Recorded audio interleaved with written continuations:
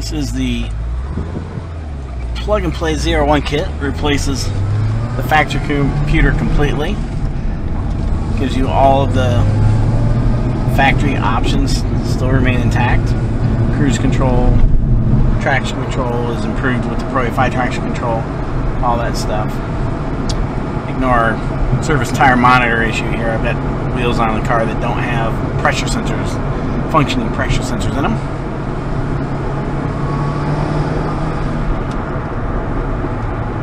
I'm going to show the cruise control.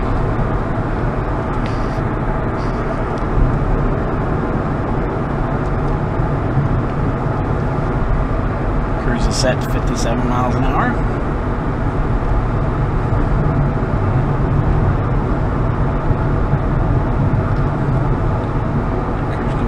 Thing.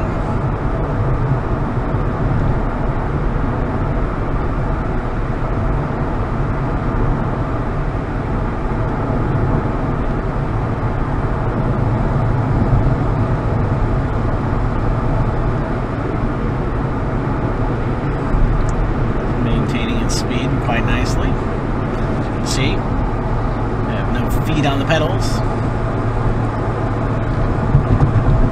Now if we want to increment, all that stuff works like factory. Now we're at 58, 9, 60, 61, 62. So it displays your set point on the dash. Decrement also works. Tab 62, 61, 60. Pressing the buttons over here.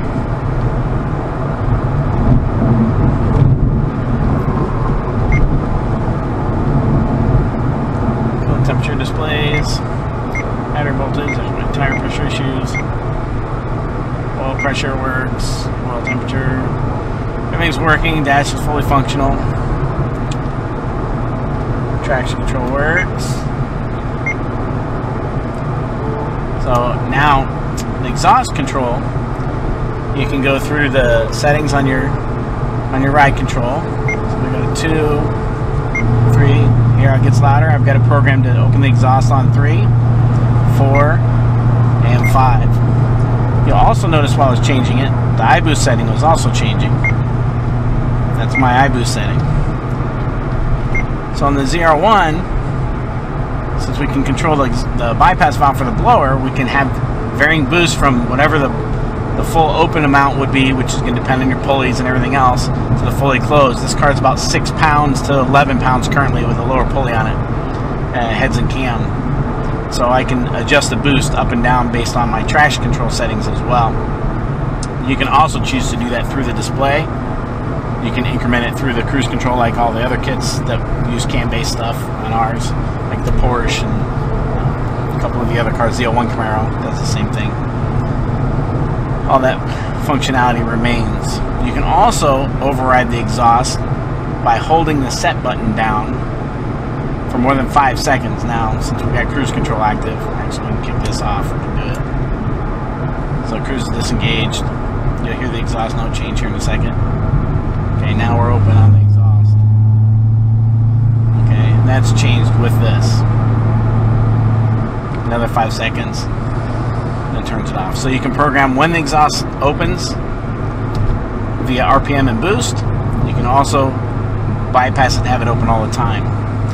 The other cool thing that it does on the ZR1 kit is if you hold the cruise set button down and the traction control button down with the key on for more than 5 seconds, it'll run the intercooler bypass pump until the battery voltage drops or until you turn the key off. So between passes at the track, you can run your intercooler pump and help cool down the intercooler in between passes.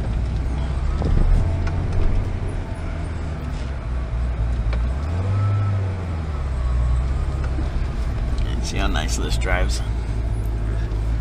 Another thing you'll notice is that I've got the idle speed adjusted based on vehicle speed. So as I'm going faster, I'll show you here in a second, I'll push the clutch in and it'll idle a little faster. It makes it easier to transition in and out of gear. It comes down to a nice smooth idle. I'm just going to pop it into neutral here. You see my idle speed's up around 1300 right now.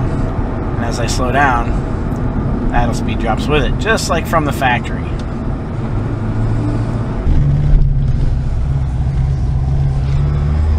Okay, let me show you the traction control.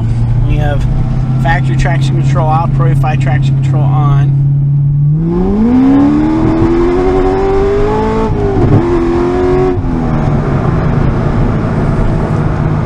On stock Michelin tires on asphalt. You can see how well it keeps the car composed and fights for traction the whole way. That's at 645 to the wheel and about 640 foot-pounds of torque.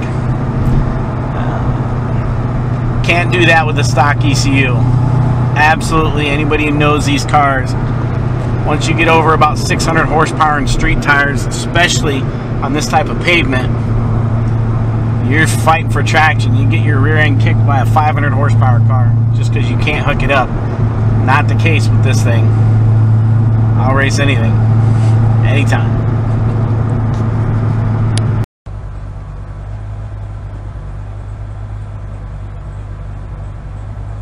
Okay, so after a little run like that, I can come back, turn the car off, turn the ignition back on.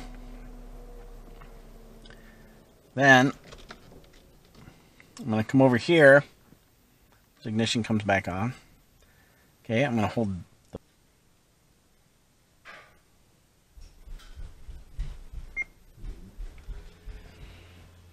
hit the wrong button there. So hold this down and the traction control button down, set button, and the traction control button down for 5 seconds. And our intercooler pump's running. So we can let that run for a little while. We turn the ignition off, we'll shut it off, or if the battery voltage drops below the calibratable value, that will automatically shut it off. So in between runs at the race, you want to put ice water in the cooler and drain it out. You can run the pump by simply doing that. You don't have to fidget around with wires or jumping relays under the hood. You can do it right through the factory installed buttons.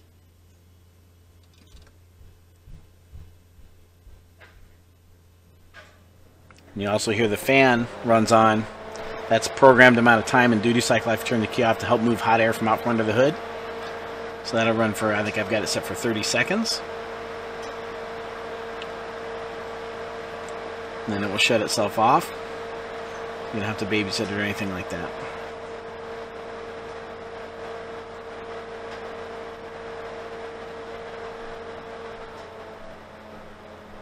There you go.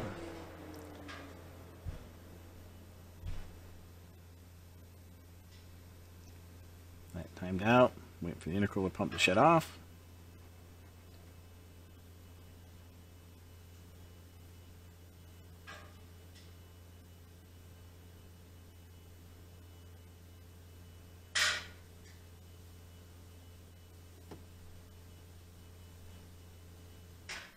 And then it shuts it all down automatically.